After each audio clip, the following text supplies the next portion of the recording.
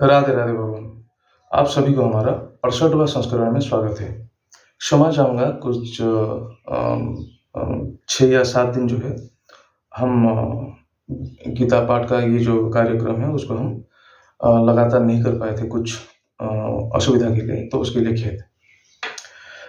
तो देखिए, आज हमारा जो द्वितीय अध्याय है सांख्य योग, उसी का शेष श्लोक है, यानी कि हमारा 45वां श्लोक जो है वो आखिरी श्लोक है। उसी का हम पाठ और उसी का वर्णन करने जाएंगे। तो उससे पहले थोड़ी सी चर्चा रोज की तरह कि भगवान परीक्षा किसका लेते हैं और क्यों लेते हैं।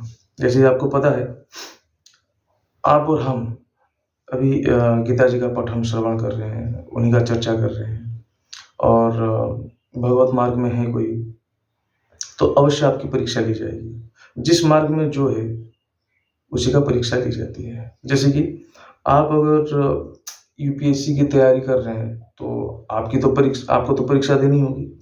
आप बैंक के लिए कोशिश कर रहे हैं, आप किसी और मतलब लाइन में कोशिश कर रहे हैं, तो आप जिस विषय में अपने आप को तैयारी कर रहे हैं तो उसी का परीक्षा आपको देना ही पड़ता है। उसी तरह जैसे ही आप भगवत मार्ग में चलेंगे तो आपको भगवान जी के द्वारा परीक्षा देना ही पड़ता है। तो छोटी-छोटी, बड़ी-बड़ी आपके प्रारब्ध के हिसाब से और आपकी जो वर्तमान की जो कर्म है, जो भगवत कर्म है, उसी के हिसाब से आपका परीक्षा ली जाती है। तो परीक्षा से घबराना नहीं है और आनंदमय होके भगवत चिंतन में अपने आप को न्योछावर करके परीक्षा देना ही पड़ता है। ठीक है? तो चलिए इस शुभ विचार के साथ आज श्रीमद् भगवद गीता है पाठ आरंभ।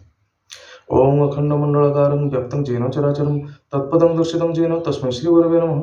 शुक्लांबरधरं विष्णुं शशिवर्णं चतुर्भुजं प्रसन्नं वदनं ध्यायेत् सर्वविघ्नोपशान्तये। नारायणं नमस्कृत्यं नरं चैव नरोत्तमं देवीं सरस्वतीं चैव ततो जयमुदीरयेत्। व्यासं वसिष्ठनप्तारं शक्तिः पुत्रमकल्मषं पराशरात्मजं वन्दे सुखतातं तपोनिधिं। व्यासाय विष्णुरूपाय व्यासरूपाय विष्णवे नमो वै ब्रह्मविदये वसिष्ठाय नमो नमः।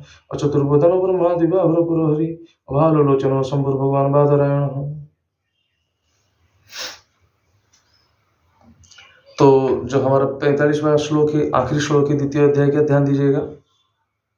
भगवान जी बोल रहे हैं अर्जुन जी को, विहाय कामं जह सर्वान् पुमांश्चरति निःस्पृहः निर्ममो निरहंकारः स शान्तिमधिगच्छति। ईशा ब्रह्मी स्थितिः पार्थ नैनं प्राप्य विमुह्यति स्थित्वा स्यामन्तकाले अपि ब्रह्मनिर्वाणं गच्छति। यानी है अर्जुन, जो सारे कामना वासना त्याग देता है, यानी त्यजता है, छोड़ देता है, मोह और अहंकार नहीं होती है, उसका विषय भोग होने पर भी उसको शांति मिलती है। यहाँ पे सवाल ये उठता है कि अगर किसी का कामना नहीं है, जो मोह और अहंकार ये सब को छोड़ चुका है, फिर उसमें विषय चिंता कैसे आ सकती है। देखिए, विषय भोग जो है वो जैसे कि आप और हम संसारी है, ठीक। कोई साधु पेड़ के नीचे बैठ के तपस्या भी कर रहा हो तो उसका तो विषय चिंता है कि आज मेरा आसन सुरक्षित है कि नहीं, यहाँ पे कोई सर्प बिच्छू कीड़ा कीट पतंग आदि तो नहीं है, ठीक है, मेरे पैर तले कोई दब के मतलब मर तो नहीं गया है। हम ये चिंता करेंगे कि आज का हमारा ये जो कार्यक्रम है भगवत पठन का, ये सही से समापन हो पाएगा कि नहीं हो पाएगा, ठीक है। जैसे पिछले कुछ दिनों में समय नहीं हो पाया मेरा ये गीता जी का पाठ करने का, ये भी विषय चिंता है, ठीक है। जैसे खाना क्या है, घर के लिए लाना क्या है, बच्चे हैं उनकी पढ़ाई, किसी का कुछ सुविधा असुविधा हुआ उसमें अपना चिंता करना, तो ये सब विषय चिंता ही होती है।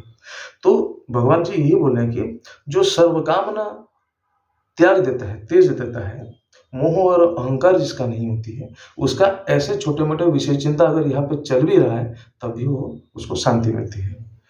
ये ब्रह्म ज्ञान जिसको मिलता है, ठीक है, फिर वो परम ब्रह्म में लीन होता है, ठीक है।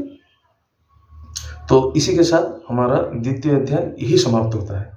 तो जब भी हमारा एक अध्याय समाप्त होता है उसके पश्चात हमें ये पढ़ना पड़ेगा, इति श्रीमद् महाभारते शतसहस्रां संहितायां 82 भीष्म पर्वणि श्रीमद्भगवद्गीता उपनिषत्सु ब्रह्म विद्यायां योगशास्त्रे श्रीकृष्णार्जुन संवादे सांख्ययोगो नाम द्वितीय अध्याय।